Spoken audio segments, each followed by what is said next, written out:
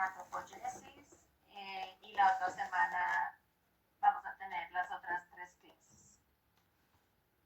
Y no sé si vieron tu Moodle, por allí están ya como todo el cronograma con las fechas acordadas para realizar las clases y los laboratorios.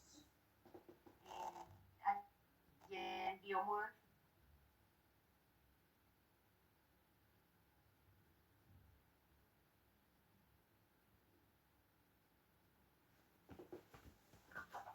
me están escuchando, así es como complicado. Sí, no me contestan. ¿Sí? Sí, sí, escucho. Sí, señora, fuerte, claro. Bueno, bien. ¿Y si revisaron Moodle y pudieron ver las fechas? Sí, señora. Eso, perfecto. Listo, bien. Entonces, arranquemos. Esta es la primera parte. Creo que no es tan larga. Traté de que fuera lo menos compleja. Es un tema que tiene muchísimos mediadores humorales, citoquinas, etcétera. Entonces, pues el propósito no es que se aprendan todas esas cosas, pero con seguridad pues les voy a ir diciendo como lo que sí hay que resaltar y aprender. Bien, entonces cualquier cosa estoy con doble dispositivo, entonces no hay lío, veo el chat, veo quién levanta la mano, entonces me pueden interrumpir. Listo, bien. Entonces esto es lo que vamos a hacer hoy. Esta es la agenda. Vamos a hacer una primera parte de ontogenia y hematopoiesis. Porfa, me confirman que sí pasó la diapositiva. Sí, señora. Bien, entonces esta es la primera parte. Luego vamos a hablar de cada uno de las líneas celulares de la sangre. Entonces hablaremos de mielopoiesis, trombopoiesis y eritropoiesis. Y finalmente quise traerles algo adicional, que si bien en algún momento tocamos por allá el fisio 2, pues creo que en este momento es importante como parte de la producción de glóbulos rojos específicamente, y pues como la importancia del transporte de oxígeno. Bien, entonces eso es lo que vamos a hacer. Entonces empecemos con lo primero, ontogenia y hematopoiesis. Bien, entonces por acá tenemos el origen de nuestras células sanguíneas desde la gestación. Entonces en la parte superior lo que ven es la producción desde el saco vitelino. Como dice allí en la diapositiva, pues un periodo que va desde los 16 días de gestación hasta la 10ª semana. Y por aquí a la derecha tienen las células que se producen por allí en el saco vitelino. Entonces tienen fagocitos, células de Kupffer, microglia, células rojas, plaquetas y monocitos. Esta línea punteada que está por aquí debajo les está mostrando que esta hematopoiesis a largo plazo pues no va a contribuir a la hematopoiesis definitiva. Entonces es transitoria y, como bien dice allá, pues es únicamente durante las primeras 10 semanas de gestación. ¿Qué implica eso o cuál es el propósito de que aparezca tan temprano y en otro sitio diferente a donde va a ser posteriormente? La idea pues es que los órganos donde sí se va a dar pues estén maduros. Entonces por eso como que aparece en una etapa embrionaria muy temprana, que finalmente desaparece en la medida pues que estos otros órganos ya maduran y pueden dar origen a la hematopoiesis definitiva. Entonces por aquí en los 20, 30 primeros días de gestación, igualmente siendo también muy primitiva, aparece en el mesonefros aortogonal y luego ya empieza a establecerse de manera un poco más, dime, Angie. Hola, profe. Qué pena, lo que pasa es que yo no estoy viendo las diapositivas. No sé si mis compañeros... ¿Te están pasando? No me aparece. Yo tampoco lo estoy viendo. Ay, chicos, avísenme, por favor. Esto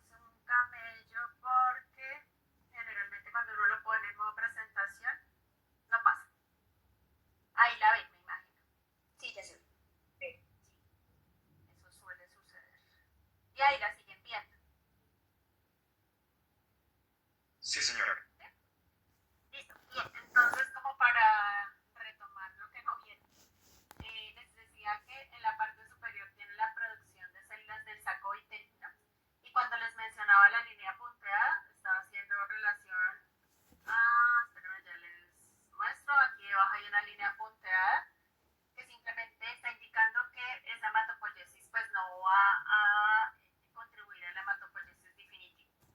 Y lo que está en la parte inferior, que era lo que estaba empezando a mencionar, entonces les estaba hablando de esta primera etapa que va entre los 20 y 30 primeros días de gestación para después establecerse en órganos que sí van a estar produciendo células sanguíneas más a largo plazo.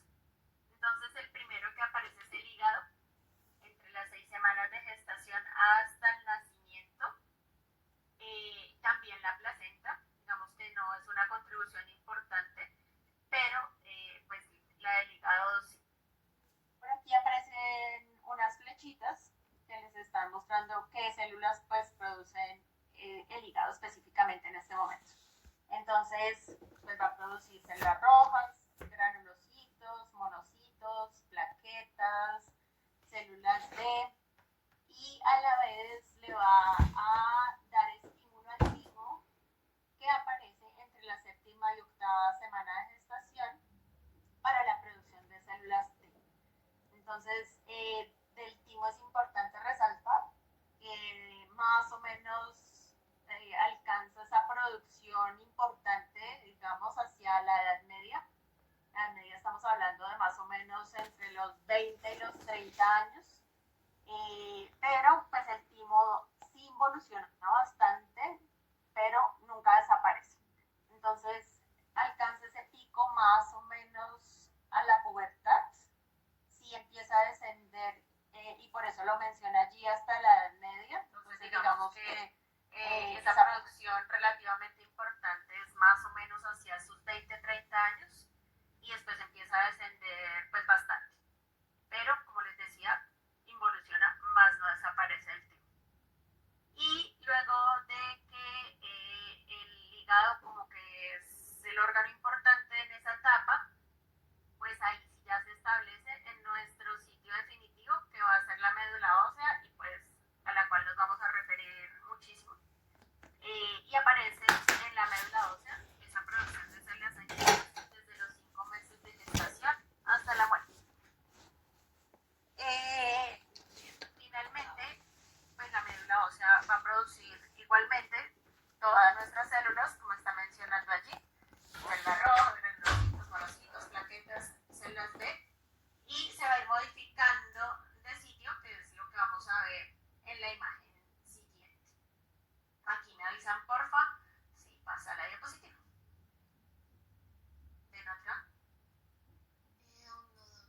No, sí. Esto creo que va a tocar dejarlo como así. Ahí la vemos la imagen. Sí, Ahora sí. Bien. Entonces, cuando se establece la médula ósea, va a ir variando con la edad también ese porcentaje de celularidad, es decir, la intensidad con la que va produciendo cada una de las líneas sanguíneas. Entonces, por aquí ven que en etapas muy tempranas está a nivel de la tibia, cuando en esta gráfica se refiere al shaft, se está refiriendo a la diáfisis, y posteriormente aparece en el fémur. Entonces, más o menos como entre los 10 y los 20 años, el fémur es como la médula ósea que va a liderar esta producción sanguínea. Y posteriormente, después de más o menos digamos que aparece un poco antes, aparece más o menos a los 10 años, incluso un poco antes, y va teniendo una transición en la medida que va desapareciendo la tibia y el fémur, a nivel de las vértebras, el esternón y las costillas. Y esos van a ser nuestros sitios de producción de estas células sanguíneas hasta pues la vejez. Entonces, tener presente que estos primeros sitios de producción, la tibia y el fémur, pues van a desaparecen completamente. Si ustedes ven la celularidad acá, pues llega a cero, más o menos de la tibia antes de los 20 y del fémur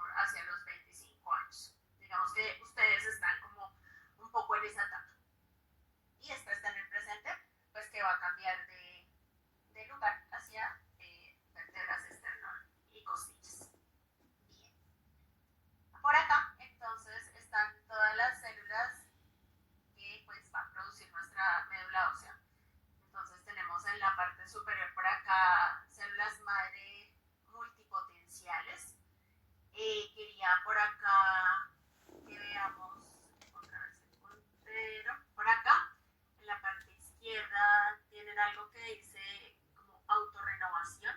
Entonces realmente las células que se van a autorrenovar, es decir, que no van a progresar, a diferenciarse, sino que ellas van a seguir siendo todo el tiempo células precisamente multipotenciales, digamos, con esa capacidad de células madre, solamente las que están en la parte superior, o sea, las que conservan esa jerarquía de autorrenovarse, son esta por aquí arriba, la que vamos a llamar célula madre hematopoyética potencial, y allí aparecen dos líneas. Entonces está la línea progenitora mieloide y por acá a la derecha entonces está la línea progenitora linfoide.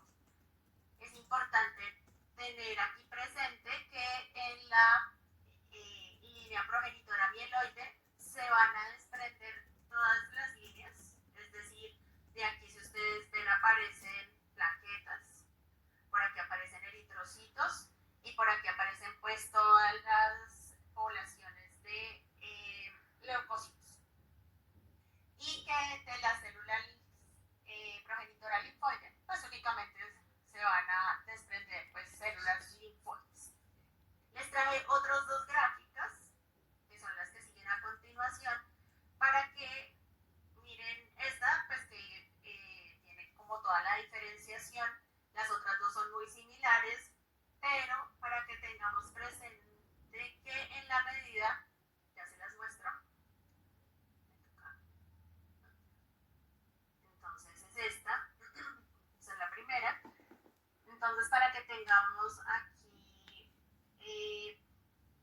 presente que es similar a la anterior, pero que aquí empiezan a aparecer una serie de sustancias, digamos de mediadores, que van estableciendo esa diferenciación de cada una de las líneas.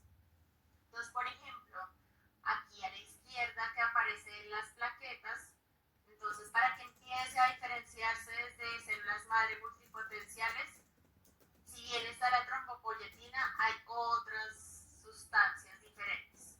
Aquí lo vamos a mencionar varias veces, entonces para que tengamos presente la sigla de SCF, les está hablando de factor de células madre, que va a ser un mediador importante en esa señalización inicial desde célula multipotencial a la diferenciación, a las diferentes líneas. Entonces sigo con el ejemplo de las plaquetas. Ven que por acá, ya más adelante en esa diferenciación, sigue estableciéndose a través de trombopoyetina, aparece otra vez el factor de células madre, pero empiezan a aparecer diferentes interleuquinas. Y por acá cuando ya está más diferenciada, cuando ya realmente es la etapa de megacariocito, entonces es únicamente, empieza ahora sí a responder únicamente como a mediadores específicos, que ya enseguida también vamos a dedicarnos un poquito como a los mediadores más importantes. Entonces por acá ya aparece solo trombopoyetina y definitivamente para que aparezcan plaquetas, pues únicamente es trombopoyetina. Así aparece con diferentes líneas. Si mira la de eritrocitos, que es la que sigue, igualmente pues también tiene unos mediadores iniciales un poquito más inespecíficos, que de hecho son los que se comparten con la diferenciación a plaquetas, y ya cuando estamos en etapas más avanzadas de esa diferenciación es donde aparece la eritropoyetina. Eso era lo que quería resaltar de acá.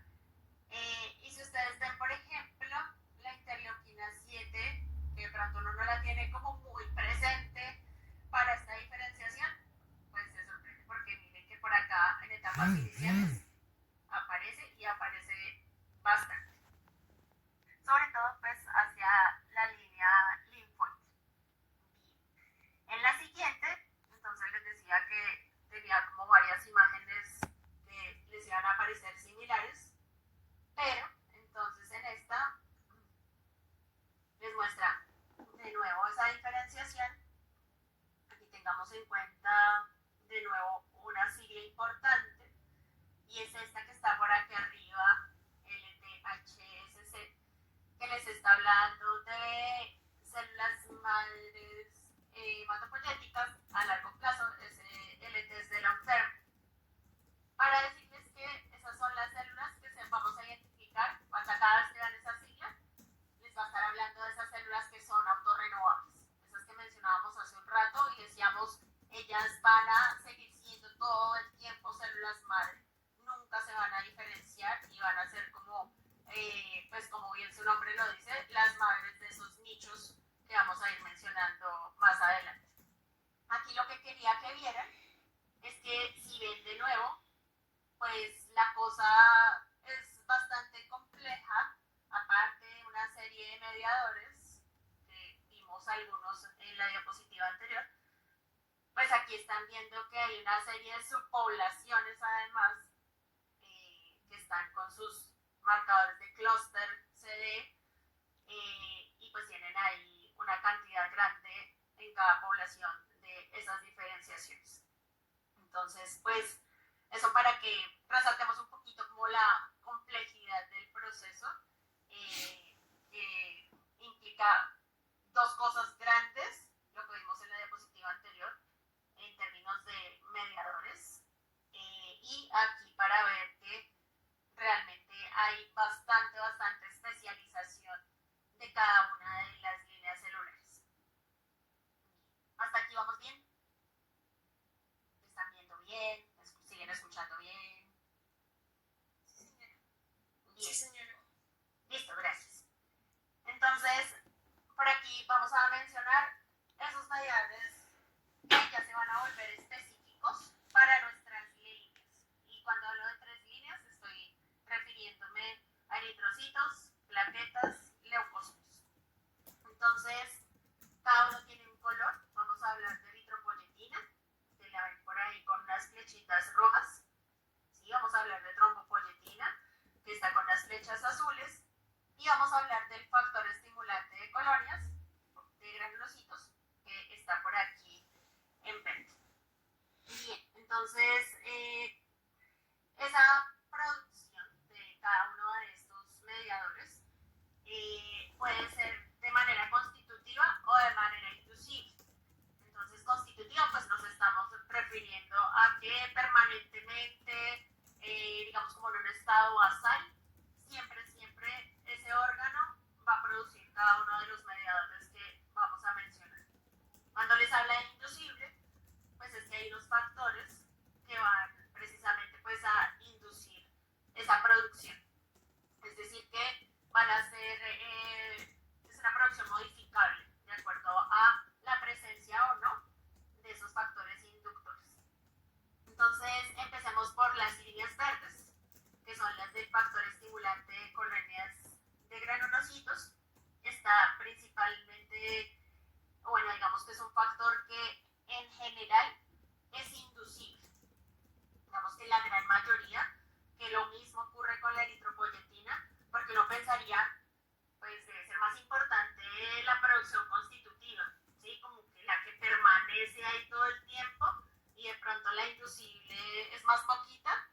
Pues no, curiosamente para este factor y para la eritropoyetina es muchísimo más importante esa producción inducible. Entonces, ¿dónde arranca esa producción inducible de este tipo de células? Es decir, pues todo lo que van a ser leucocitos. Entonces arranca por aquí desde tejidos de fibroblastos, que están por acá a la derecha, están por aquí poblaciones de macrófagos y por aquí hay células endoteliales. Entonces, una vez está presente el factor estimulante de colonias de granulocitos, va a estimular a estas células y a través de también otros factores que van a hacer que se conjuguen, digamos, los tres, tanto las células como el factor estimulante de colonias, más la presencia de estos mediadores que principalmente que no están ahí en el esquema, que son interleuquina 1, interleuquina 6 y factor de necrosis tumoral alfa, son los que van a hacer que pues finalmente este factor estimulante pues aumente y pueda desplazarse a través del torrente sanguíneo. Ven que, digamos, desde las diferentes células debe pasar a la región vascular para que de allí llegue a la médula ósea y que aquí en la médula ósea entonces pues arranque o estimule pues la producción. Eso respecto a ese factor estimulante de colonias de granulocitos. Aquí únicamente se produce a nivel de estas células. En la parte superior, entonces tienen dos órganos muy importantes, pues en estos procesos que van a ser nuestros riñones y nuestro hígado, que son los que se van a encargar de la producción de eritropoyetina y de trombopoyetina. Entonces, en principio, vamos a hablar de la trombopoyetina, que son las flechitas azules. Entonces, ahí como les está mostrando, por aquí hay una producción constitutiva desde el riñón, que es un poco menos importante, digamos que es la minoría de la cantidad total, mientras que esta constitutiva, que está por acá desde el hígado, es la que va a representar la mayoría. Esa es la producción constitutiva. La producción inducible va a venir desde el hígado y igualmente esa producción inducible está dada por algunos factores inflamatorios que específicamente en este caso pues es la interleuquina 6. Bien, lo otro que hace que se estimule la trombopoyetina, que por ahí lo vamos a mencionar más adelante cuando lleguemos específicamente a la trombopoyesis, es que el estroma de la médula ósea en casos de déficit de plaquetas, es decir, de trombocitopenia, pues va a tener la capacidad de producir también trombopoyetina. Entonces, digamos que es otro sitio de ese, digamos, de esa producción inducida. Y pues va a estar inducida precisamente por esa cantidad disminuida de plaquetas. Entonces le da esa capacidad a las células del estroma ya de la médula ósea para que también produzcan trombopoyetina. Los dos que mencionamos, entonces el factor estimulante de colonias de granulocitos y la trombopoyetina, se van a eliminar a través de la circulación y a través de la destrucción que hace los receptores que están a nivel celular, digamos, por ejemplo, con las plaquetas, pasa igual con los leucocitos.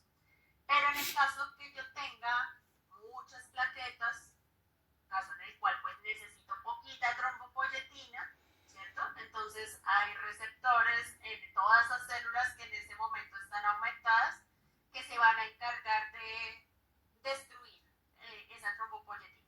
Entonces digamos que se produce ahí ese proceso de retroalimentación.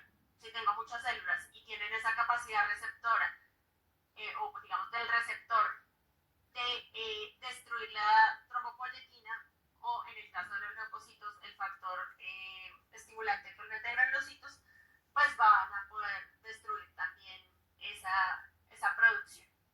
Eso en el caso de estas dos que hemos mencionado. Y finalmente, con la eritropoyetina, que está por aquí en rojo, de la que le vamos a dedicar al final pues una buena parte. Entonces es principalmente inducible. Entonces, como les decía al principio, a pesar de que uno piense que de pronto la constitutiva es más importante, pues no, para la eritropoyetina igualmente va a ser mucho más importante la inducible. De hecho, la producción inducible es prácticamente el 90% de la cantidad total de la eritropoyetina. Y pues creo que todos sabemos, y lo vamos a resaltar al final, ese factor inducible va a ser la hipoxia, ¿sí? Entonces, aquí por ahí está igual, digamos, esa producción a través del riñón, si está presente pues un estado de hipoxia, entonces igualmente va a llegar por aquí a la médula ósea para estimular esa producción. Hay una cantidad menor en el hígado que está constituyendo pues la porción constitutiva, valga la redundancia, 10% de la producción total, y tener presente que la eritropoyetina se va a excretar por la orina. Digamos, diferente a lo que mencionábamos con la trombopoyetina y con el factor estimulante de colonias, que va a eliminarse a través de la circulación y de la captación de receptores de las mismas células. Al contrario, la eritropoyetina es de excreción renal. Vamos a pasar por aquí a la siguiente diapositiva. Listo. Bien. Entonces lo que están viendo por acá es un nicho de células madre. Entonces estamos ubicados en la médula ósea, y el sitio donde se van a producir nuestras células principalmente van a ser estos que vamos a ver por acá como sinusoides. Entonces ven que esos sinusoides que están aquí como hacia la parte derecha van a tener un estrecho contacto con el estroma mesenquimal. Entonces lo que está en verde, estas células como que están aquí pegaditas a los sinusoides, son células mesenquimales que tienen la capacidad de expresar un receptor de leptina. Entonces por acá cuando dice LEPR se está refiriendo precisamente a ese receptor que tiene la capacidad de producir una sustancia que vamos a conocer como CXCL12. ¿Qué es eso? Es el ligando 12 de quimiosina CXC. Esa cosa que parece tan rara con ese nombre largo y aburrido, pues sí es importante y por eso la menciono, porque pues para nombres raros aquí hay un montón. Pero pues esta es importante porque va a determinar en gran parte que ese contacto del sinusoide con esas células mesenquimales que expresan este tipo de receptor y que tienen también esa capacidad de producción de esta sustancia, pues va a ser lo que determine que aparezca esa diferenciación hacia las diferentes IDs. Entonces, tienen esa cercanía, como les decía. Entonces, por aquí ven el sinusoide, pero ven que ahí hay eritrocitos, por aquí arriba hay un megacariocito. Entonces, sí implica esa cercanía, la propiedad de poder inducir esa diferenciación. Bien, María José. Profe, es que ya no estoy viendo la diapositiva, no sé si al resto también les pasa. Uy, me salí. ¿Pero puedes ver? Yo sí estoy viendo. Yo también. ¿Sí? ¿El resto lo estaba viendo? Bueno, como que no sé. Hasta ahorita. Ok. Sí. Bueno, por favor avísenme. Por eso les estoy diciendo cuando voy a cambiar, para que me avisen. Porque perdí toda mi cara. Bien. Entonces, voy a repetir por aquí un poquito. Entonces, lo que les estaba diciendo es que para que estamos ubicados aquí en la médula ósea, y que en la médula ósea pues vamos a tener unos nichos de producción de células que se van a ir diferenciando hacia cada una de las líneas. Entonces resaltaba la presencia de estos sinusoides, que son los que están por aquí con las células azules, las que van a ser células endoteliales, y que esto que aparece aquí en verde es una célula mesenquimal, y que esa cercanía es la que va a darles la propiedad para que esas células mesenquimales induzcan esa diferenciación hacia cada una de las líneas. Entonces, lo que estaba mencionando al final era que podían ver ahí pegaditos cerca al sinusoide, pues megacariocitos, por aquí hay eritrocitos, digamos, obviamente inmaduros en etapas muy tempranas, no propiamente un eritrocito, sino pues un progenitor. Y por acá estas que están en naranja, que corresponderían como a la línea específicamente de leucocitos y de linfocitos. Bien, lo otro que les mencionaba es que entonces aquí juega un papel importante en esa cercanía y en esa diferenciación, que puedan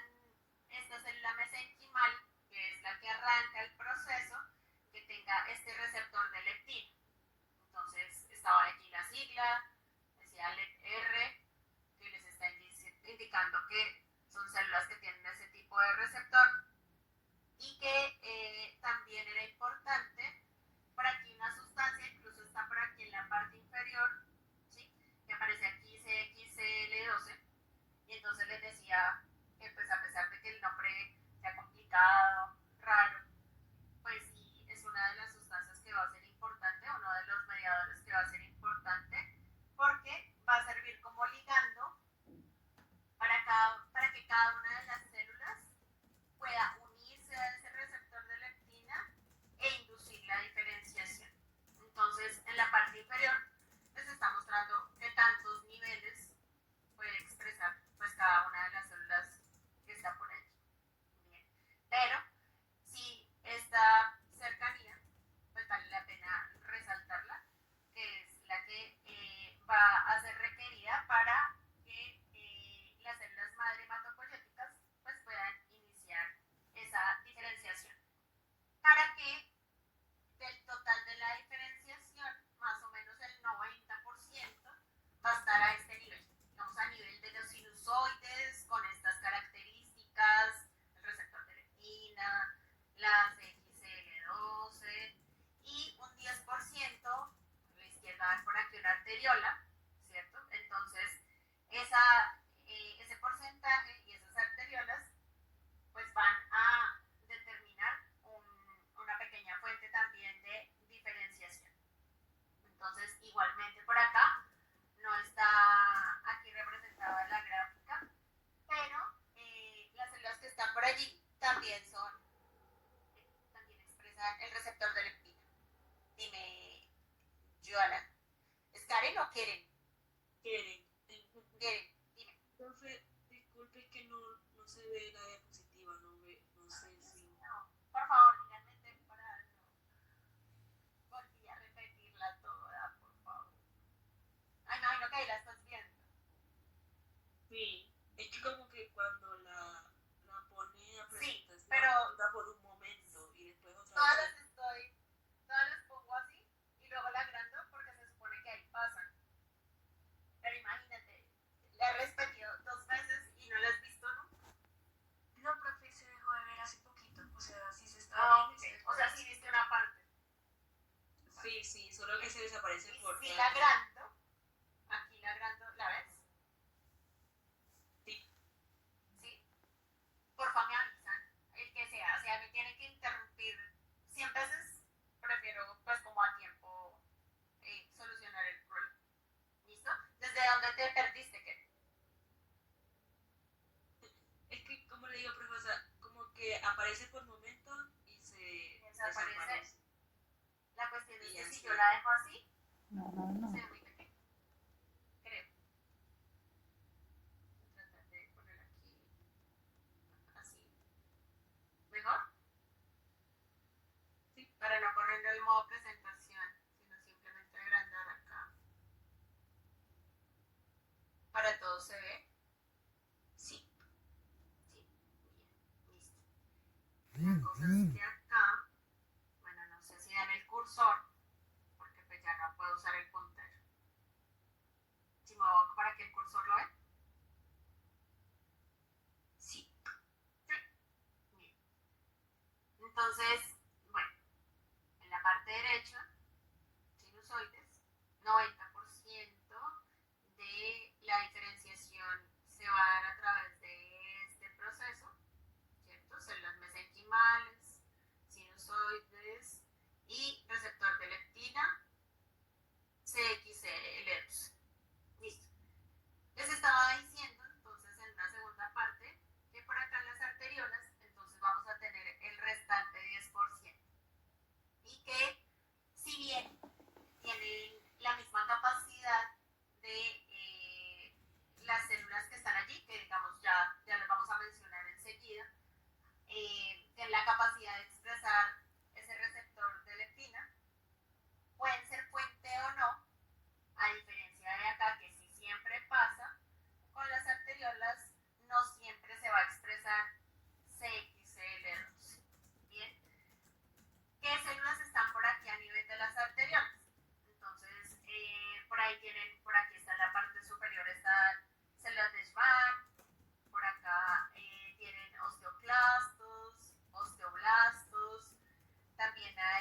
macrófagos, digamos que pueden estar allí ayudando a esa diferenciación.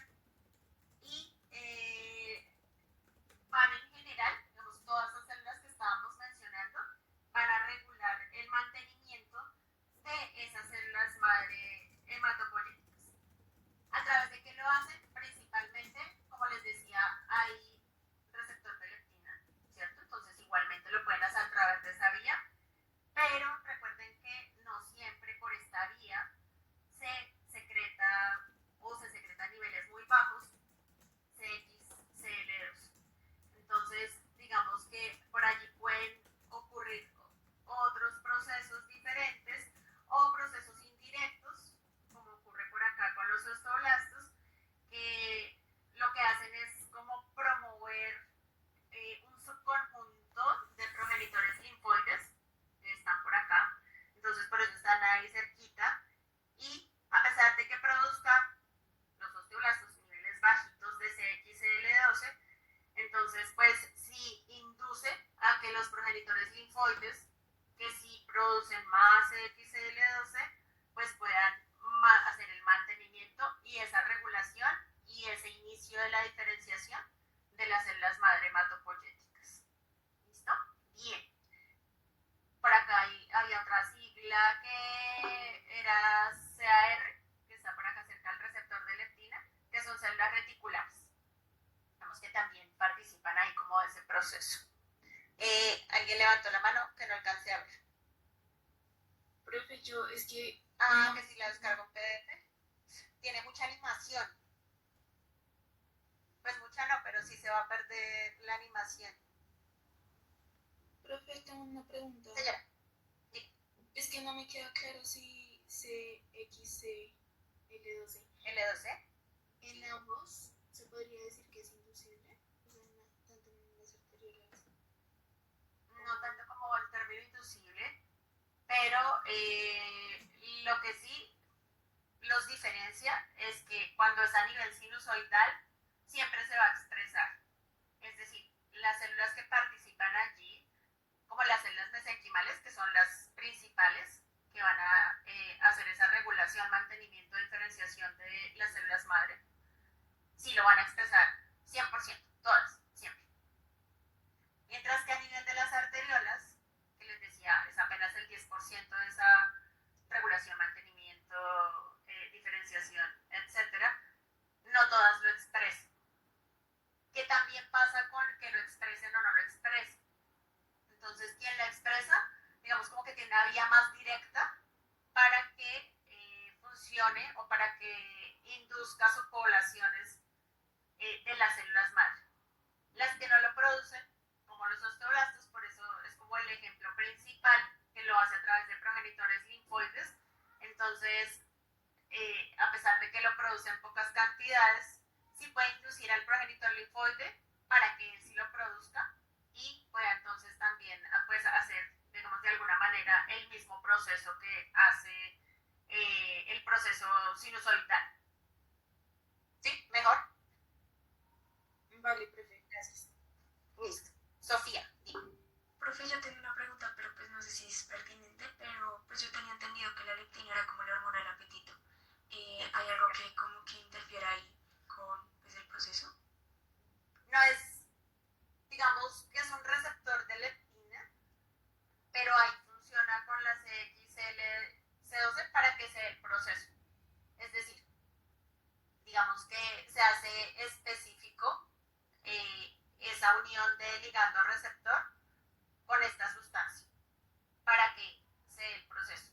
Digamos que si tienes un receptor de leptina, probablemente así se uniera la leptina, que no creo que llegue hasta la médula ósea, probablemente no induzca el proceso. Listo, profe, gracias. Vale. ¿Alguien más iba a preguntar algo? Listo. Les vuelvo y pregunto, ¿ahí estamos viendo bien? Vale.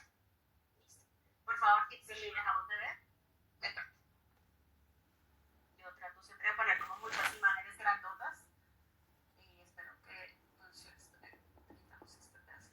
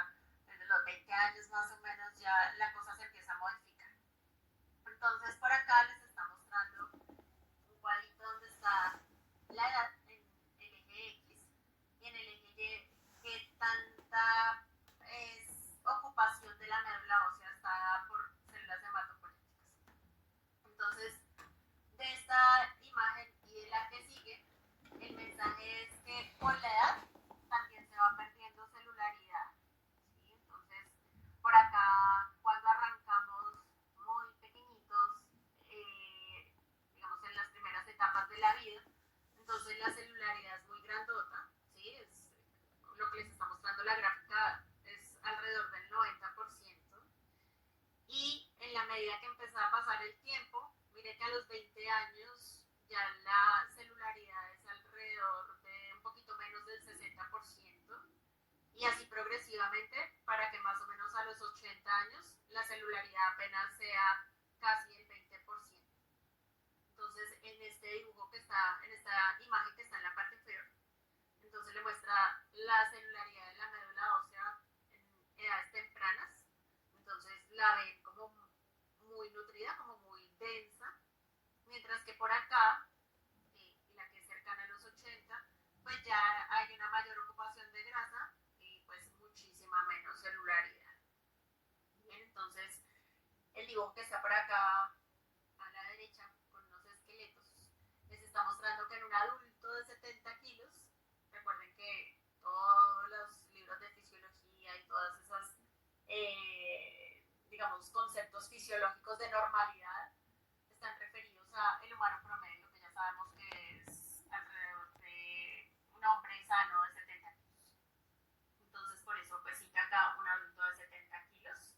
Entonces si juntáramos la médula ósea de ese adulto, tendría más o menos entre 2.600 a 4.000 mililitros, es decir, entre 2.6 y 4 litros. ¿Sí? Y de eso, que es activo, de esa médula ósea, más o menos de 1.200 a 1.500 gramos. Mientras que un niño de unos 15 kilos, es más o menos un niño de unos 4 años, tiene una cantidad total de médula ósea de 1.600 mililitros y activa entre 1.000 y 1.400. Claro, es menos que la del adulto, pero si ustedes sacan la proporción por el peso, pues es un montón, ¿sí? Representa un porcentaje mucho mayor por peso. En la siguiente, esta que tenemos por acá, entonces es un modelo animal. Traje una de las imágenes que tiene este artículo porque digamos que el sitio de producción es principalmente en la diáfisis. Dejó de verse.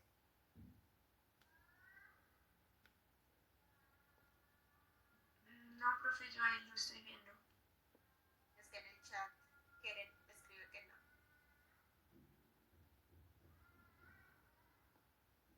Ok, que cambia de espacio.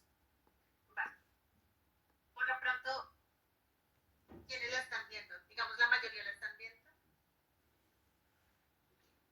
Listo. Entonces, en esta segunda imagen les estaba mencionando que es tomada precisamente de uno de los artículos, y pues que la médula ósea que va a representar esa cantidad de celularidad pues es principalmente la de la diáfisis. Entonces, en la derecha, esto es un modelo animal, está referido a edades en ratones. Entonces tiene más o menos lo que sería un joven, lo que está por aquí como juvenil, un adulto y el que sería el equivalente a un viejo. Entonces está representando el juvenil, lo que sería más o menos un niño de 4 años, un adulto alrededor de 21 y el que está por aquí como viejito alrededor de 70. Entonces les está mostrando en la metáfisis y en la diáfisis cómo empieza a verse pues cada vez menos poblada, ya sea la metáfisis o la diáfisis. Si nos vamos por aquí al ratón viejito, pues sí se ve bastante menos poblado, sin saber mucho de la tinción, sin saber mucho, digamos, de lo que está por allí representado. Sí es evidente pues que se ve muchísimo menos denso hacia la vejez. En la parte inferior está la representación, el esquema, digamos, de lo que está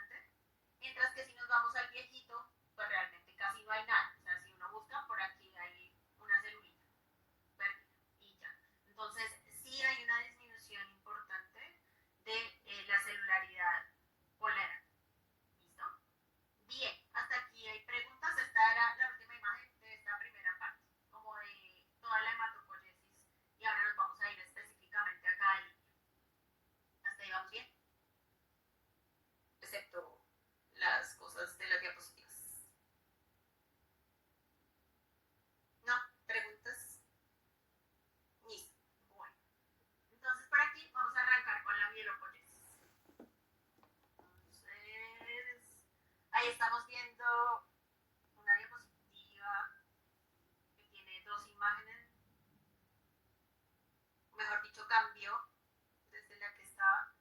No, no ha cambiado, creo.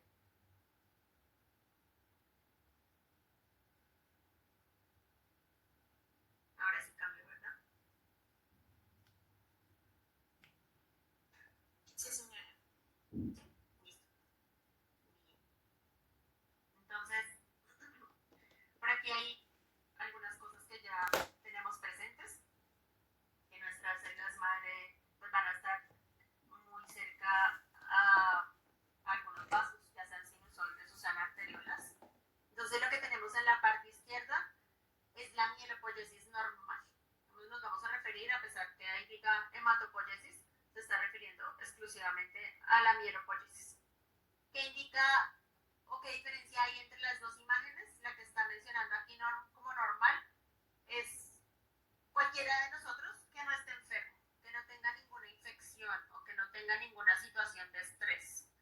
Vamos a producir una cantidad de células leucocitarias como basales, normales.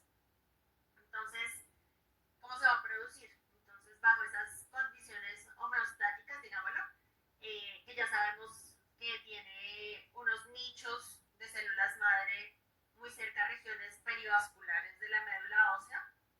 Entonces, vamos a tener por aquí, pues, células progenitores mieloides, más bien, como para mencionarlo de manera más precisa. Entonces, esas células que están por allí van a empezar su diferenciación a través de algunos mediadores. Entonces, mediadores que algunos ya conocemos, el famoso CX, CL, COC, ¿sí? Y este se los había mencionado al principio, que era el factor de células madre, SCF, perdón. Bien, entonces miren que todas las flechas están yendo hacia allá. Por aquí hay otros factores de pronto en una cantidad menor. Entonces a través de las células de Schwann vamos a producir factor transformante beta. Por aquí hay unas células que producen interleuquinas. Por allá habíamos visto al principio que las interleuquinas eran importantes. Entonces aquí toman relevancia la interleuquina 3, el factor estimulante de colonias de granulocito macrófago. Y todas van hacia esta célula madre. Esto también se les había mencionado porque son las que van a ser autorrenovables, ¿sí? Esas que tenían esa LT de long term, de largo plazo. Entonces, todos esos factores tienen la capacidad de llegar a esas células autorrenovables y establecer la diferenciación. ¿Esa diferenciación hacia qué? Hacia estas que están como MPP, que ya son progenitores multipotentes. Es decir, que tienen la capacidad ahora sí de diferenciarse. Y de hecho, pues a que se pueden diferenciar, o digamos esa célula multipotencial tiene esa capacidad de diferenciarse hacia progenitores mieloides o hacia progenitores linfoides. Bien, aquí hay algo importante también, y es que esa diferenciación, aparte de las citoquinas que tenemos ahí en rojo, tiene unas señales dependientes de contacto a través de ligandos Notch. ¿Sí? Entonces por aquí está mencionando pues ese tipo también de diferenciación, y es como muy particular de cómo puede darse a través de osteoclastos y osteoblastos. Digamos que por eso también están mencionados por acá. Eso es, como les decía, en condiciones basales. Cualquiera de nosotros que no esté enfermo. A la derecha, lo que tienen entonces ahora es una mielopoiesis que vamos a llamar de emergencia. Y emergencia es que es la que vamos a tener en infección. Entonces, eso explica por qué en algunos casos, porque no en todos, pero sí es lo que pasa en la mayoría, si estamos enfermos, pues nuestra producción de leucocitos va a aumentar. Bien, entonces, ¿qué tenemos aquí de diferente? Tenemos por acá no son los mismos mediadores que veíamos por aquí a la izquierda. Entonces ustedes a la derecha no están viendo ni CXL12, ni factor de células madre. Bueno, digamos que no hay nada de lo rojo que habíamos visto a la izquierda. Pero lo que sí aparece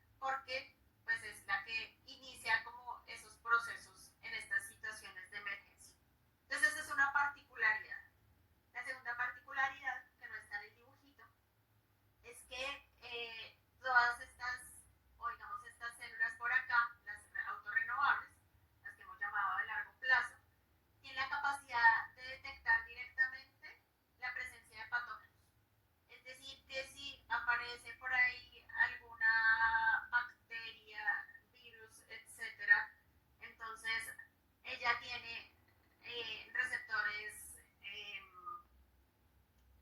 receptores toll-like receptor, ¿cierto? Y a través de de ese reconocimiento del patógeno y de que pues ese patógeno también tenga la capacidad de inducir citoquinas proinflamatorias, van a estimular a esa célula madre o esa célula autorrenovable para que, digamos, de igual manera que pasaba a la izquierda en la situación normal, induzca a la célula multipotencial para que se diferencie igual hacia linfocitos y mielocitos. O pues más bien hacia progenitores linfoides y progenitores mieloides. ¿Bien? Entonces, si es un proceso diferente, tiene, digamos, esas dos particularidades como para resumir, que las células TCD4 son fundamentales y siguiente, que los patógenos van a ser reconocidos desde una célula autorrenovable. O sea, es una situación en la que desde muy en un progenitor muy primitivo, llamémoslo así, se puede dar esa diferenciación.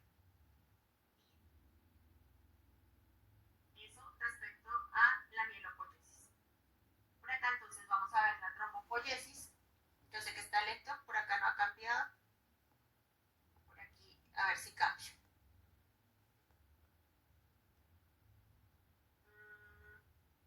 Creo que no ha cambiado. A ver. Ahí ya cambió, ¿verdad?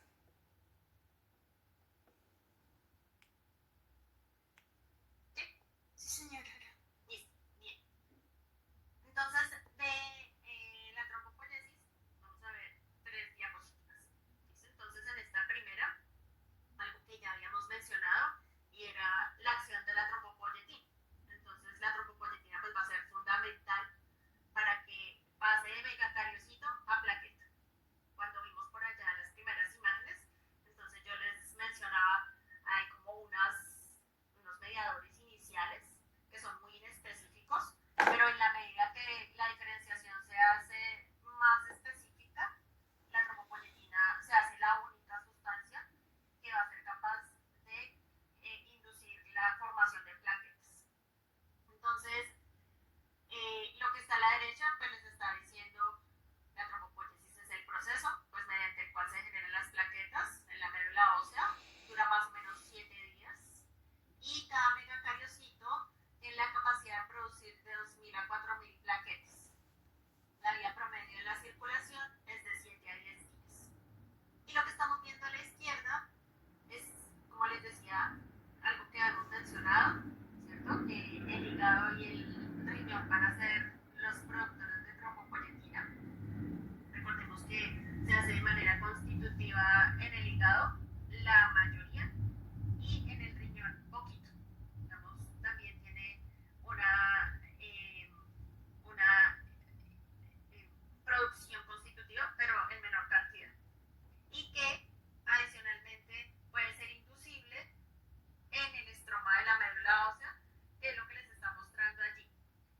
Porque si tenemos poquitas plaquetas, que es lo que está por ahí hacia la izquierda, ¿sí? Tiene una ruta y unas flechas que les está diciendo, miren, si yo tengo poquitas plaquetas, pues, ¿qué voy a tener? Pues mucha trombopoyetina, ¿cierto? Entonces, obviamente eso va a estimular la producción en la médula ósea y igualmente importante pues eso que sí es particular de las plaquetas, que allí en el estroma también tengo trombopoyetina en esos casos de pocas plaquetas. ¿Alguien sabe cuál es el nivel normal de plaquetas? Si yo me tomo un hemograma, que llamo normal. De 150.000 a 450.000. Sí, señora, muy bien. Y sí, que se me olvidó como los leucocitos, que ya pasamos por la mielopoiesis, que llamo normal.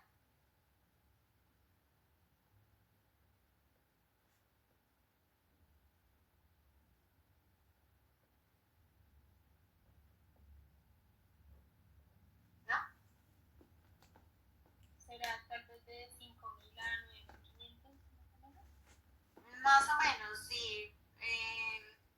Digamos que lo que uno estrictamente llama leucopenia es como por debajo de 4.000.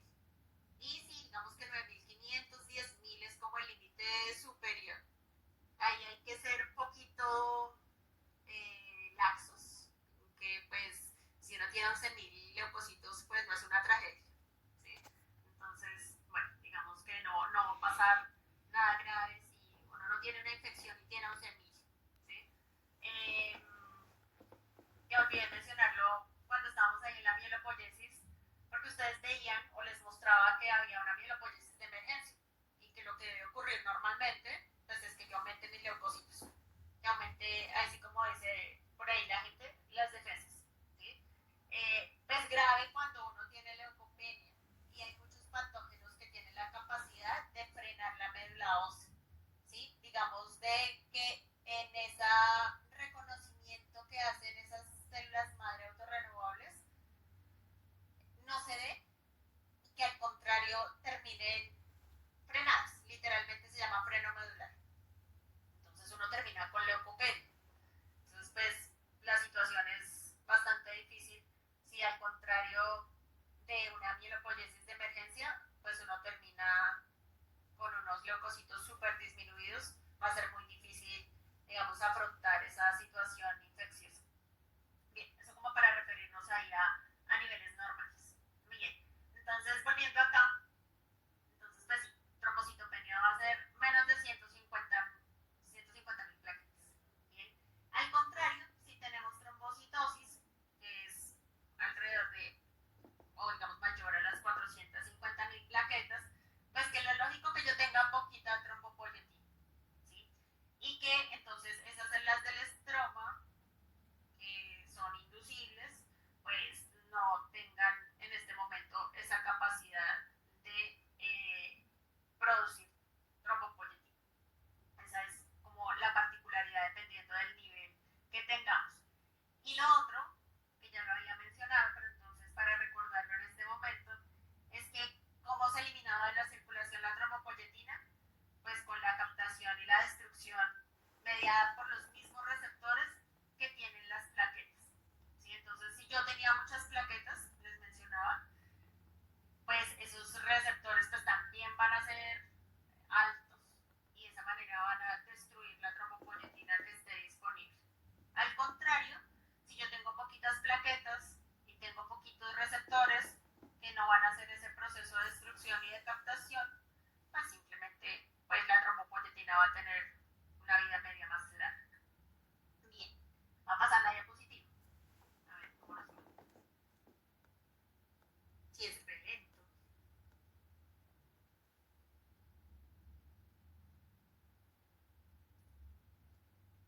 Ahí cambió, ¿verdad?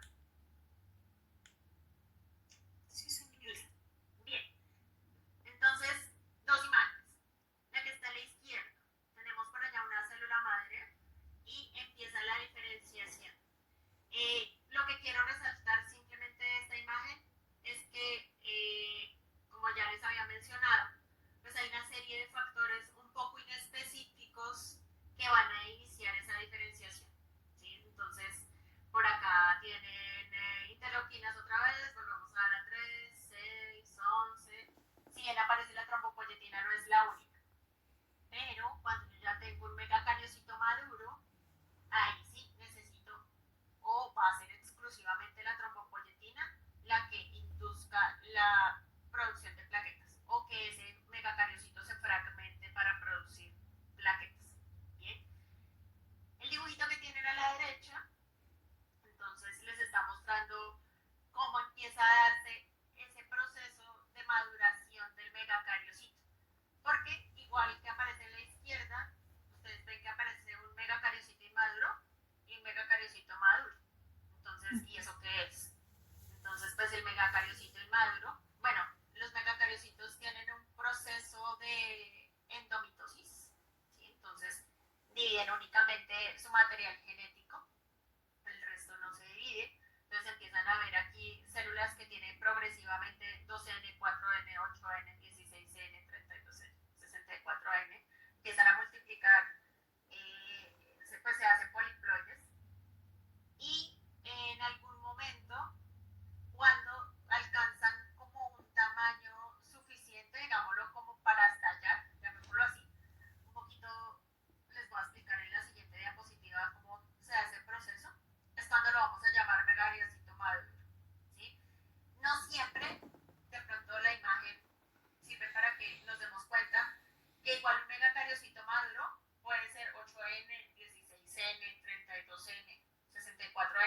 sea, no tiene que ser 64 años obligatoriamente para que se vuelva maduro. ¿Sí? Se puede volver maduro con una poliploidía no tan grande. Igualmente, la cosa es que alcance un poquito de esa capacidad de fragmentación, que es como decir, lo que les voy a mostrar en la imagen siguiente. Listo. Bien, por acá ya cambié.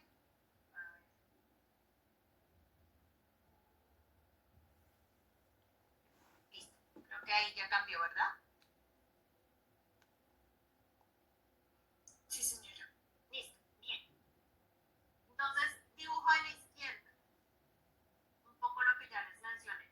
Entonces tenemos la diferenciación de un megacariocito y simplemente pues ese megacariocito va a alcanzar una madurez que le va a permitir fragmentarse y tener plaquetas.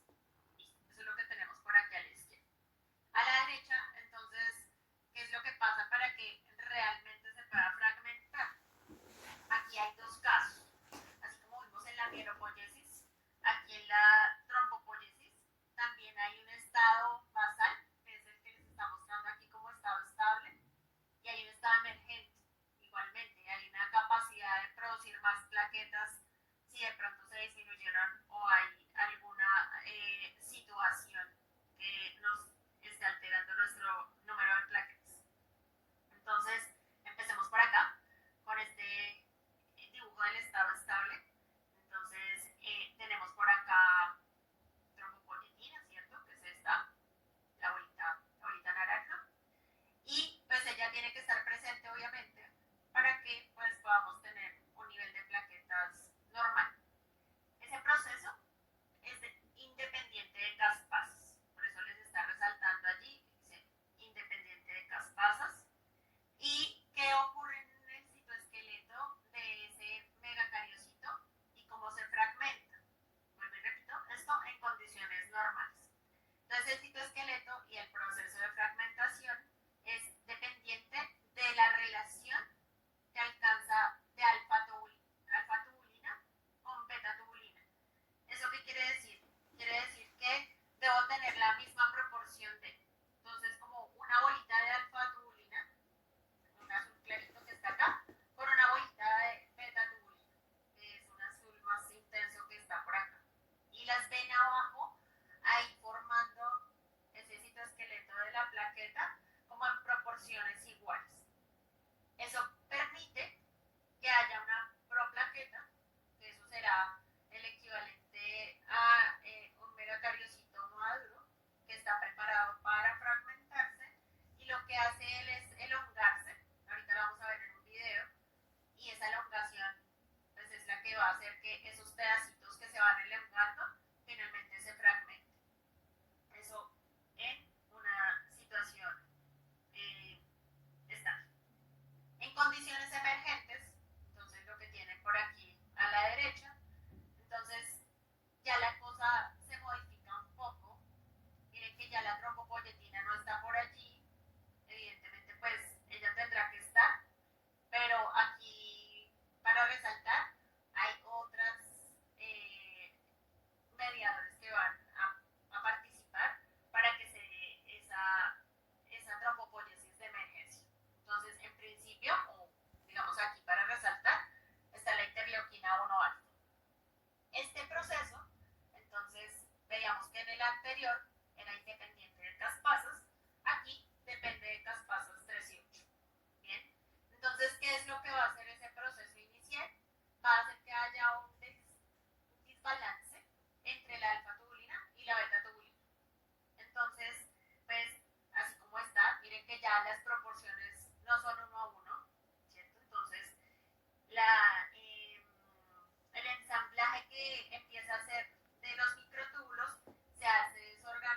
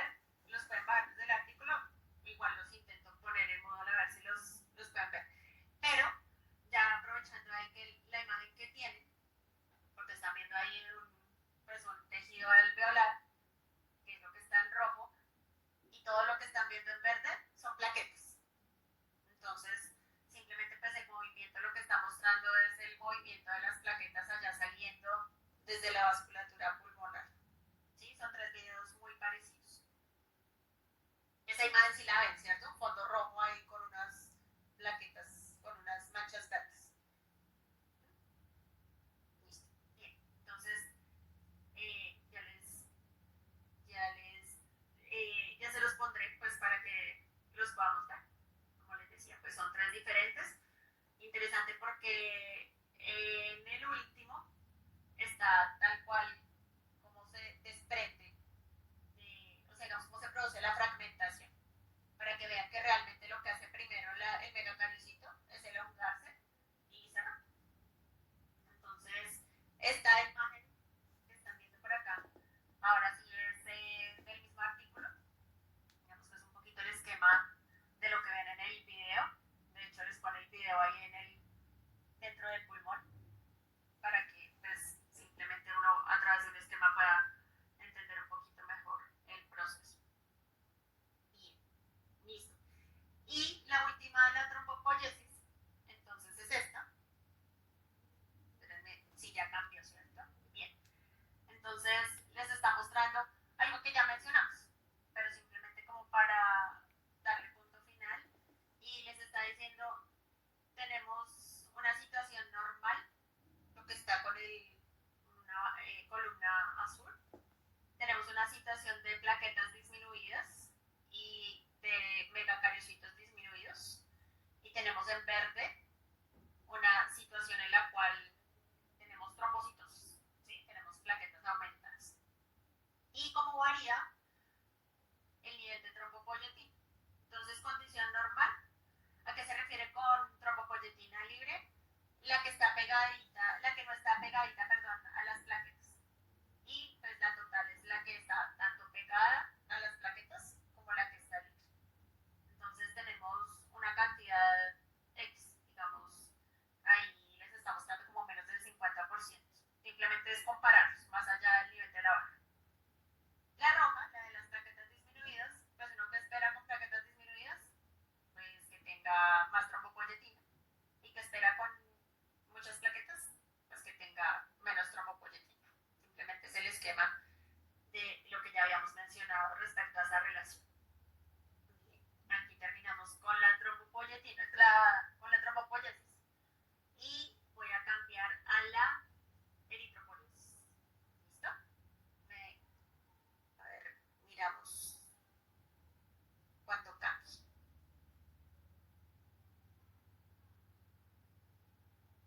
Creo que no ha cambiado, ¿verdad? Aún no. Es demasiado lento.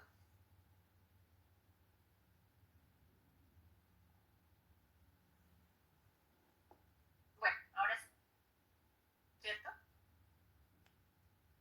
Sí, profe, ya cambió. Voy a poner la nueva presentación, porque aquí sí necesito como que veamos un poquito más de detalle, a ver si la seguimos viendo. Ahí la permanece, ¿verdad?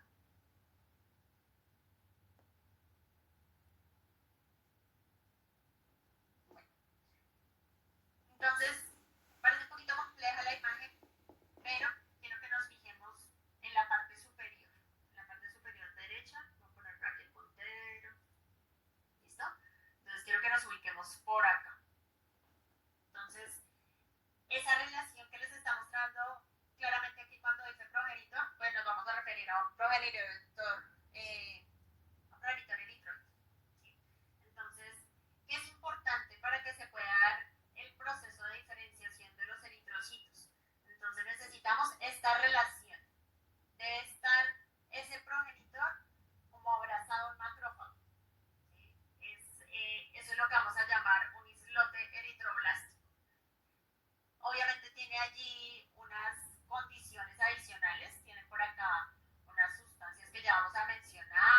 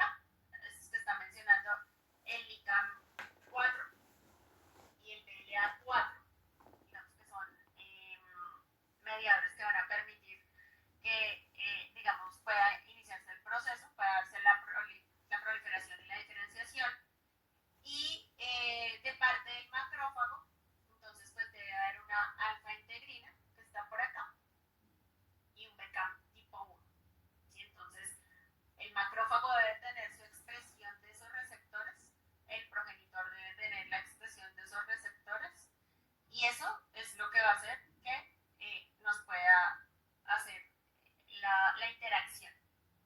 Esa interacción puede ser a favor de la diferenciación o también puede inhibir la diferenciación. Entonces, ¿cuáles la van a favorecer? Que el macrófago tenga por aquí alfa-integrina, el progenitor eritroide tenga ICAM4. Mientras que los que están por aquí a la derecha van a inhibir esa interacción. Entonces pueden estar presentes, pero, y pues igual va a existir ese islote eritroblástico, pero lo que va a producir es que esa expresión de esos receptores no permita la diferenciación. ¿Listo? Entonces, esa es como la parte que quería resaltar de esta imagen. Allí hay otras, digamos, hay una serie de cosas un poquito más complejas que no le vamos como a hacer mucha relevancia, pero así voy a hacer una pasada general. La pasada general va a qué? Aquí para que el nicho eritroblástico, aparte de estas condiciones que acabamos de mencionar, funcione, pues para un eritrocito es importante que pueda tener pues, hemoglobina en su interior, ¿cierto? Que se pueda formar el grupo M y que tenga pues su hierro para que se produzca la unión allá del oxígeno. Entonces no es solo que se dé la proliferación del eritrocito, sino que el eritrocito tenga todos los elementos para que pueda hacer el transporte de oxígeno. ¿Sí? Entonces, todo el resto que les está mencionando es cómo hacer para que realmente ese sea un eritrocito que tenga todos sus elementos. Entonces, en la parte inferior tienen un poco el metabolismo del hierro. ¿Sí? Entonces, digamos, aquí hay, empezando por lo que aparece por acá, que es la axidina. Entonces la axidina funciona como un factor inhibidor, llamémoslo, como un factor sí, que hace una regulación negativa de la disponibilidad de hierro. Entonces uno normalmente consume hierro, ¿de dónde? Pues en general de fuentes de proteína animal, y uno hace sus reservas. ¿Qué hace la axidina? Tratar de que esas reservas no salgan. ¿Sí? Entonces esa es como su función. Pero cuando uno empieza a proliferar sus células, digamos, hace toda esa diferenciación eritroide, pues entonces pues necesita hierro y esa axidina tiene que disminuir. Entonces por eso, o sea, ahí ese cuadrito tiene una flechita hacia abajo.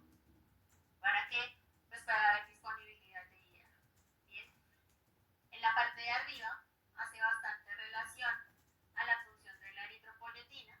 Ya sabemos que la eritropoyetina pues, va a ser el factor determinante para que se pueda dar la diferenciación de los eritrocitos, digamos de forma casi madras. ¿Qué necesita la eritropoyetina para producirse? Ya sabemos que es inducible en su mayoría, el 90% se va a producir en el riñón. ¿Y qué es lo que va a estimular al riñón para producir eritropoyetina? Que haya hipoxia. Entonces, por eso hace aquí el énfasis de anemia e hipoxia. Ya en unas imágenes más adelante vamos a ver ahí como la función del factor inducible por la hipoxia, que está mencionado acá. Y si tenemos las condiciones adecuadas, nuestros riñones funcionan bien, etcétera, pues vamos a tener un aumento de la eritropoyetina.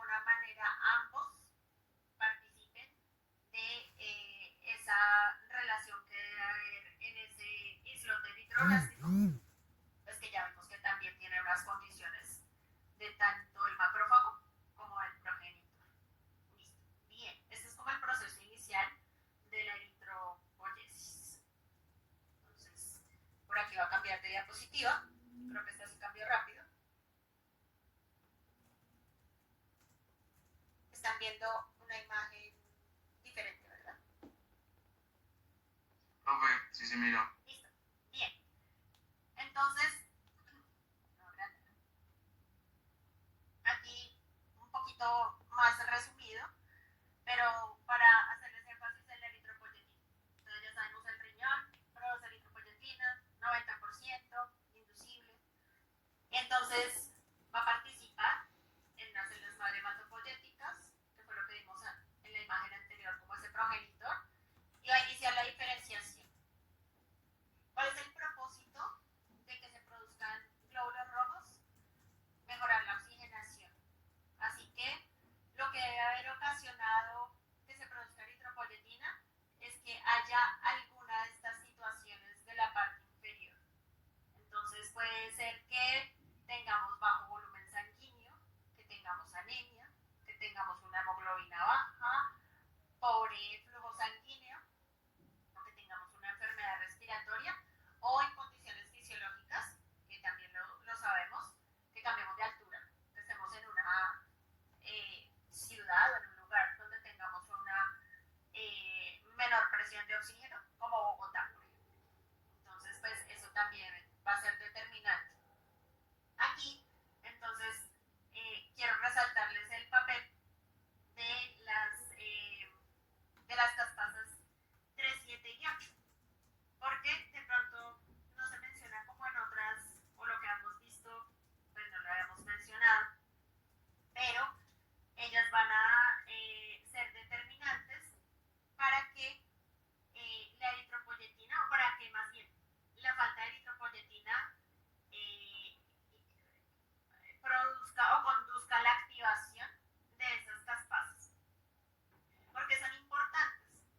Porque resulta que debe haber una unión, o digamos la retroalimentación que hacen los precursores de los eritrocitos. Entonces, es sobre un receptor tipo FAS, ¿sí? Y no está por ahí, y no hay dibujito ni nada de esas cosas, entonces necesito que se lo imaginen.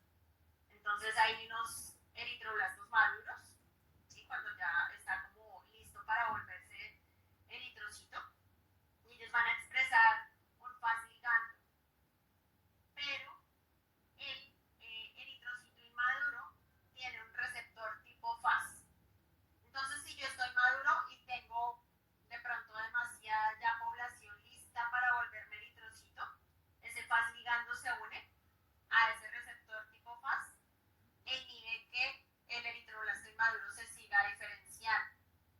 Entonces, esa retroalimentación es importante. ¿Y por qué les menciono eso? Pues aparte de que es un evento relevante, a eso se requieren las caspasas. Que ese proceso de unión del FAS ligando con el receptor tipo FAS necesita que también estén presentes estas caspasas 3, 7 y 8. Es decir, que no solamente depende de la eritropoyetina, sino que hay otros factores para que se pueda dar entonces esa regulación de la diferenciación eritrógena. Y va a cambiar de diapositiva. Y vamos a la parte final. Como les había dicho, deseaba mostrar algo del transporte de oxígeno, porque finalmente pues creo que mucho del papel de la sangre pues es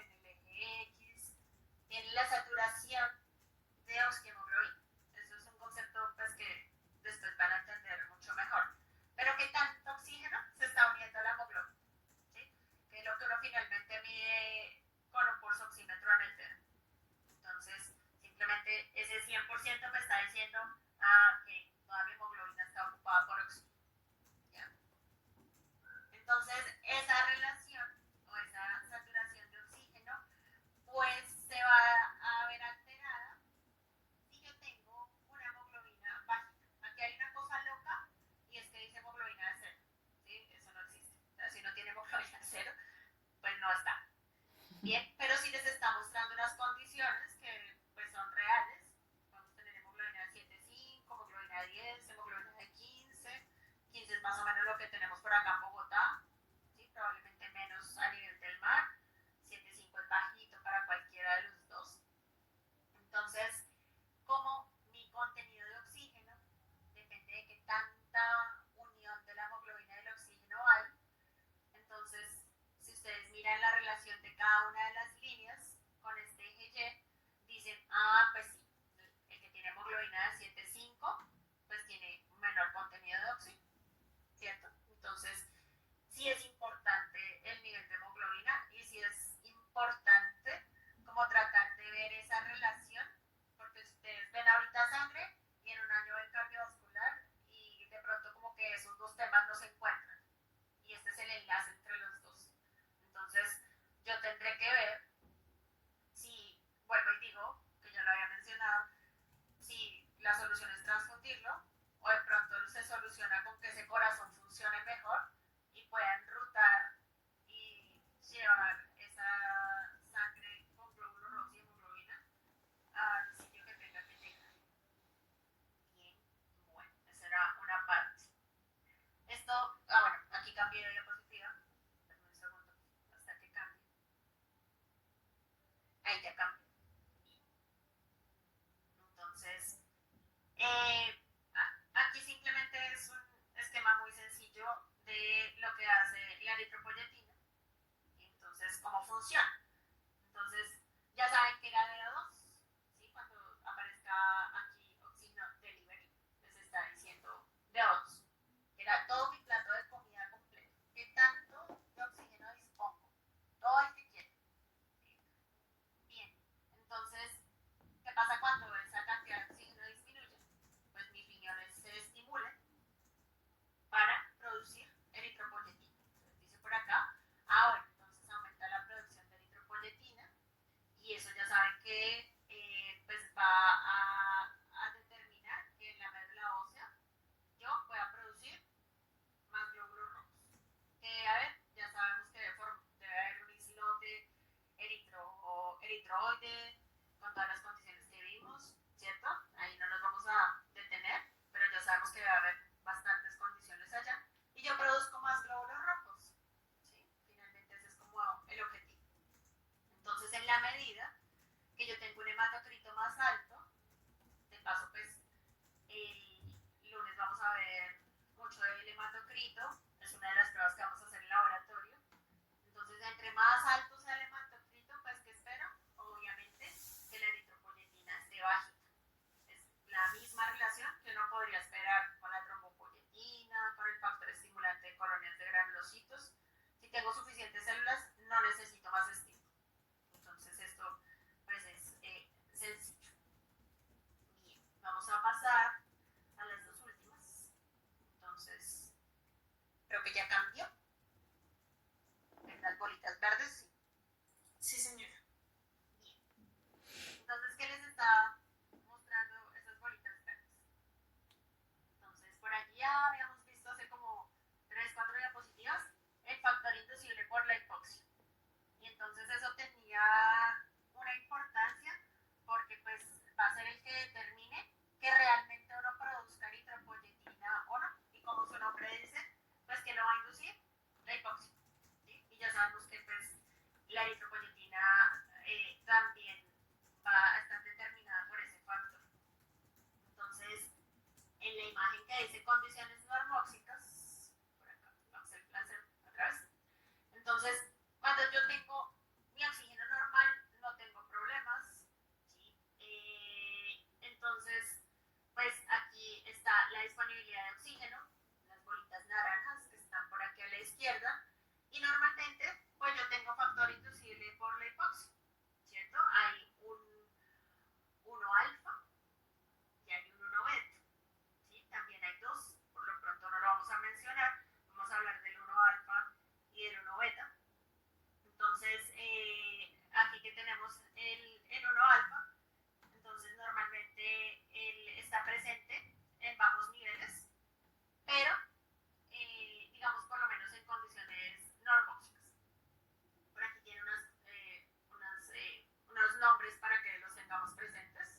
No, digamos, tiene que ver relación acá, no tiene relación con el dibujo, sino para que tengamos presentes los nombres.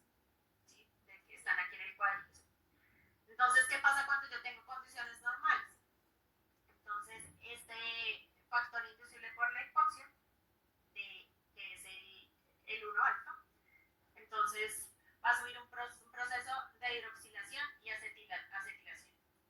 Entonces, el dibujito que les estoy mostrando, pues ahí tiene pegado unos hidróxilos y tiene pegaditos un 2-oxoglutarato acetato, que les está diciendo, ya sufrió el proceso de hidroxilación y acetilación. ¿Qué ocasionó eso? Que era oxígeno. Ahora, ¿qué pasa después de ese proceso de hidroxilación y acetilación?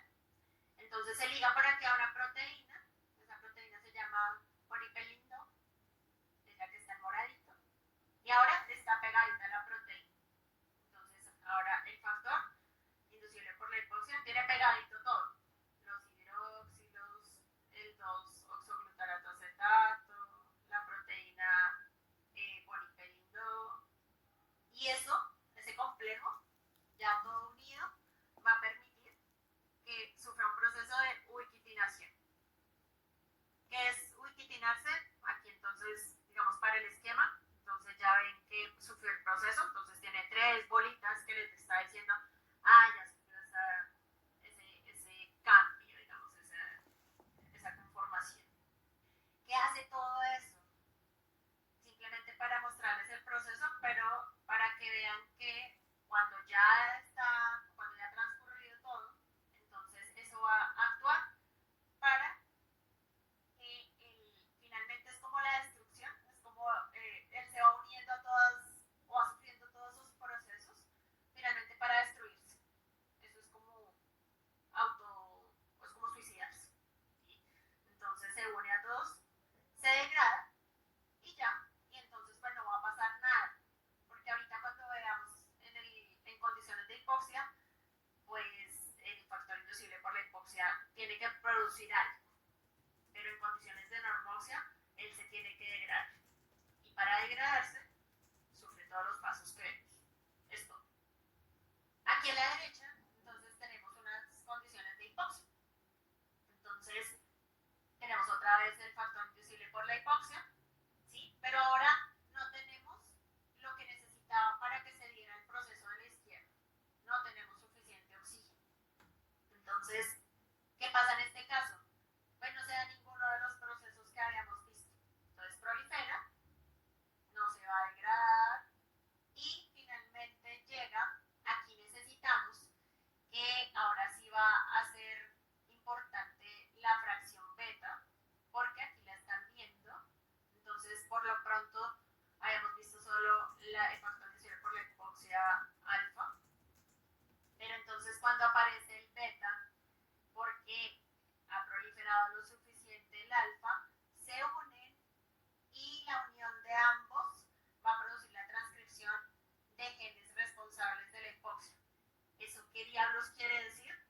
Que ellos van a ir al núcleo de nuestras células del riñón para que se produzca eritropoyetina. Listo. Entonces, a pesar de que parezca complejo el proceso, simplemente lo que quiero que recuerden es que para que el factor inducible por la hipoxia pueda funcionar y dar origen o inducir la producción de eritropoyetina, pues debo tener bajas condiciones de oxígeno. De otra manera, va a ocurrir lo que pasa a la izquierda. Él se va a degradar a través de diferentes pasos. Bien. Y vamos a pasar a la última, que es cortita. Es esta. Y ya cambió, ¿verdad? Bien. Sí, señora. Entonces, listo. Entonces, nada, aquí lo que quiero mostrarles es que uno se imagina que hipoxia es como, no sé, como tener una enfermedad respiratoria y ya.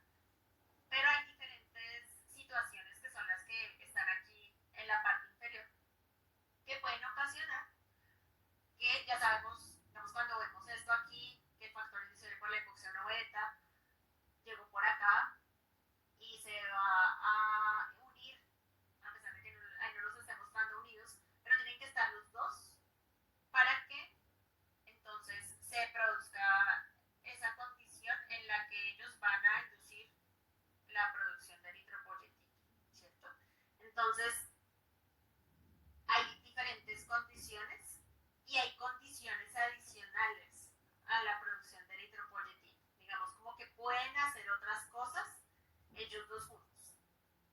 pueden hacer. Digamos que son cosas que generalmente están pasando asociado a la hipoxia. Entonces, ¿qué pueden hacer? Pueden hacer glicólisis, pueden hacer que se estimulen genes mitocondriales para la producción de ATP, pueden hacer que se induzca factor de crecimiento endotelial vascular, fundamental para la angiogénesis, porque de todo lo que hemos visto, pues es importante que todas esas células que estamos estimulando también tengan por dónde ir. Entonces, obviamente, la angiogénesis es un proceso que va a la par. Que nuestra óxido nítrico sintasa, entonces también prolifere, se produzca, para que haya mayor vasodilatación, ¿sí? Y que eso favorezca la circulación pulmonar. Este proceso, pues que ya lo vimos, el de producción de la eritropoyetina para favorecer la eritropoyesis. También pueden estimular al cuerpo carotídeo para que respiremos más rápido, por ejemplo, el control de la ventilación. Puede hacer que sobre el epitelio de la vía aérea favorezca la reparación o la nueva aparición de células del epitelio pulmonar. Puede favorecer el endotelio vascular cuando está dañado.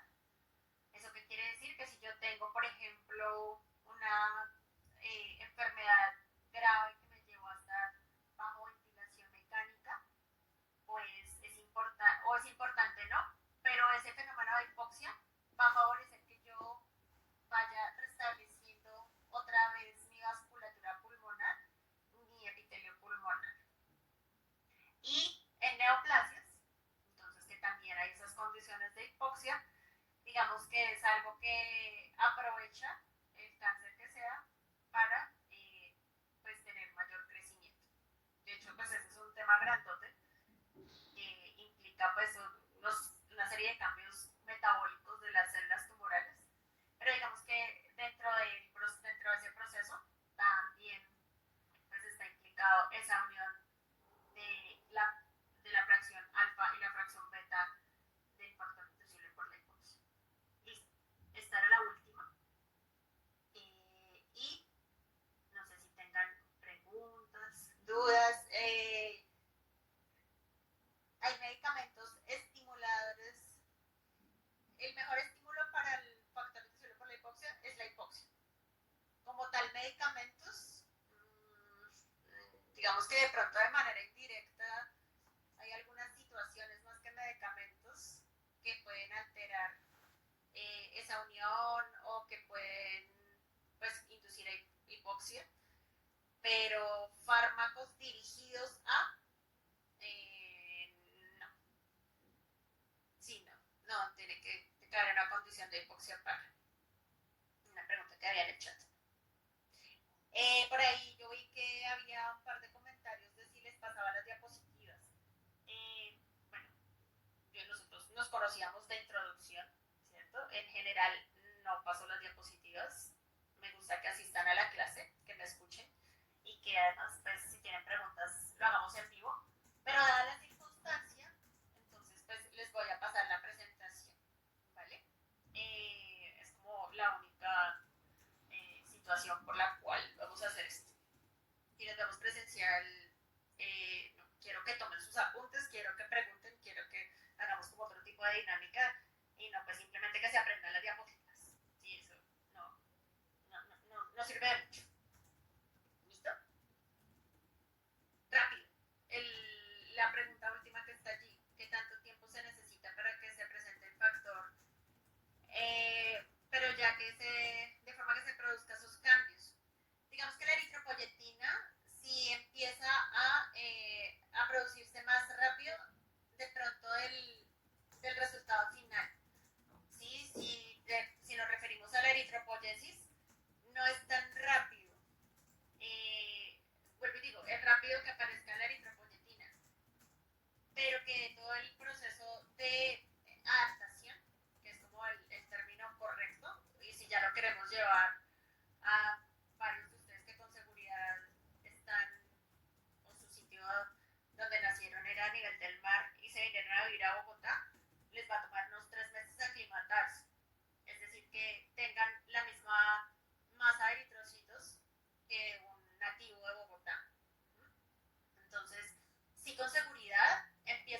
serie de condiciones relacionadas con la hipoxia incluso. Yo siempre les pregunto, y creo que cuando estuvimos en primer semestre se los pregunté, si se fatigaban los que eran de fuera de Bogotá y venían de la costa o del nivel del mar, cuando llegaron a Bogotá. Y con seguridad, pues, tuvieron esos episodios como de, oh, me estoy ahogando. Y eso, pues, es una condición de hipoxia. Y eso fue lo que indujo a que poco a poco empezaran a aumentar sus glóbulos rojos. Y, pues, digamos, en ese lapso de 3 meses, se debió incrementar, yo creo que alrededor de al menos unos 3 gramos de hemoglobina, ¿sí? Entre 3 y 5. Entonces depende, digamos, si me hablas de adaptarse o de aclimatarse, pero pues es un proceso que demora un poquito. ¿Hay alguna otra pregunta? Este tema, miércoles. Hay un buen capítulo en Silverton. Gayton también tiene, de hecho, las imágenes iniciales de Antogenia son de Gayton varias. Y digamos que hay muchos artículos, ¿no? Alrededor de sangre, pues hay un montón. Ustedes saben que las publicaciones científicas alrededor de cáncer y lo que les mencionaba ahora último, y de leucemia y digamos como todas estas cosas que afectan la producción de células sanguíneas, pues son publicaciones muy abundantes. Entonces, sí aparece mucho en artículos. De hecho, sí, ahora que miren la presentación, cuando se las pase, del libro hay, o sea, venga, le miro acá, son 34 diapositivas. Bueno, con el saludo y las gracias. 32. De esos 32 hay 3 del libro y el resto son artículos. Entonces, digamos que por eso me gusta que más bien vayan revisando las imágenes que pongo, bueno, la información. Les pongo algún artículo, les voy a dejar el de la producción de plaquetas a nivel pulmonar. Pero pues sí, si se quieren ir a un texto, van a haber cosas muy básicas. Y yo diría que entre Silverton y Gayton pueden hacer unas buenas bases. Una insuficiencia renal que afecte la arteria frente renal, un montón. Si tú tienes insuficiencia, no, si una persona tiene insuficiencia renal, pues va a reducir la producción de eritropoyetina, pero los pacientes que tienen enfermedad renal crónica o terminal reciben eritropoyetina, o sea, como fármaco, porque no les da. O sea, con seguridad, un paciente con un compromiso renal severo va a tener anemia. Así que la afecta mucho, muchísimo.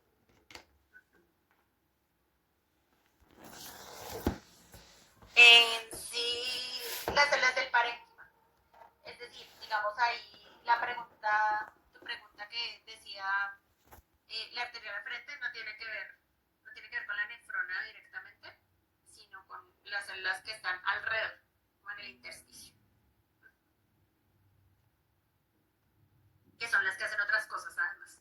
Tenemos toda la producción hormonal del riñón, que es la eritropoyetina, que es la vitamina D, que es la gluconeogénesis, lo hace en células del intersticio. La nefrona solamente se encarga de, bueno, digamos, de otros procesos.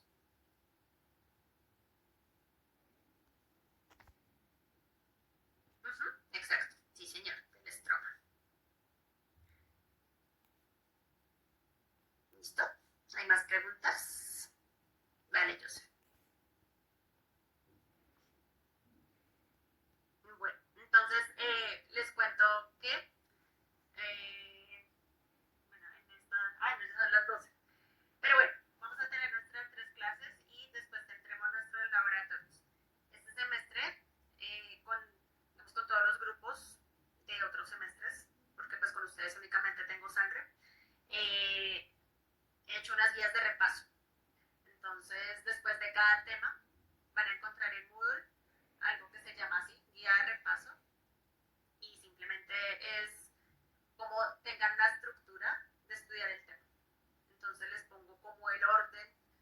las diapositivas, por eso en general incluso ya no me parece ni siquiera la presentación importante, porque les pongo muchas fotos de la presentación. Entonces tiene preguntas para que ustedes estudien, pero a la vez para que algunos les pongo, recuerde que tal cosa, y le pongo la imagen con la flechita, la cosa, para que puedan estudiar mejor, ¿sí? Entonces fue algo que implementé este semestre y pues que por supuesto ustedes también deben tener. Entonces